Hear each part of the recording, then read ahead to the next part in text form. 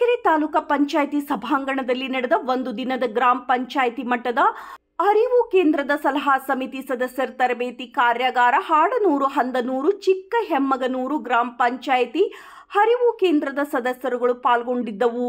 ಇದೇ ಸಂದರ್ಭದಲ್ಲಿ ತಾಲೂಕಾ ಪಂಚಾಯಿತಿ ಯೋಜನಾಧಿಕಾರಿ ಸುರೇಶ್, ಗಿರೀಶ್, ಕೆಎಂ ಲತಾ, ಎಚ್ಪಿ ತರಬೇತಿಯ ಸಂಯೋಜಕರು ಗಿರಿಧರ್, ವಿಷಯ ನಿರ್ವಾಹಕರು ತಾಲೂಕಾ ಪಂಚಾಯಿತಿ ಹೊಳಲ್ಕೆರೆ ಇವರು ಭಾಗವಹಿಸಿದ್ದರು. ವರದಿ ನಾಗರಾಜ್ ಕೆ.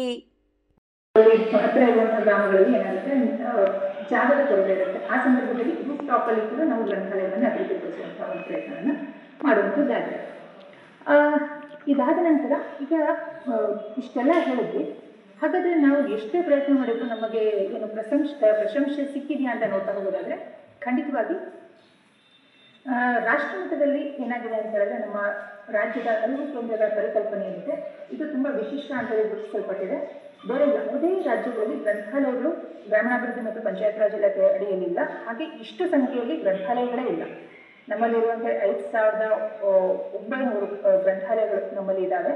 5,900 ಗ್ರಂಥಾಲಯಗಳು ಬೇರೆ ಎಲ್ಲೂ ನಮಗೆ ಸಿಗಲಿಕ್ಕೆ ಸಾಧ್ಯ ಆಗೋದಿಲ್ಲ.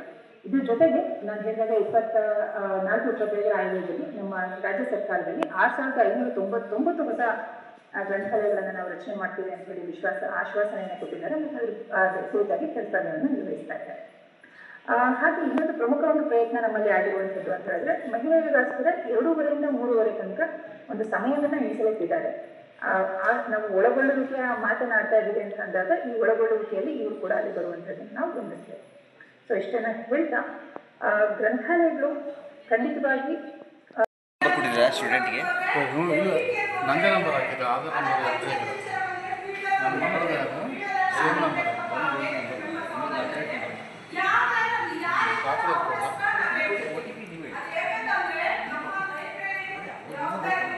ಆಧಾರ್ ನಂತರ ಇದೇ ನಂಬರ್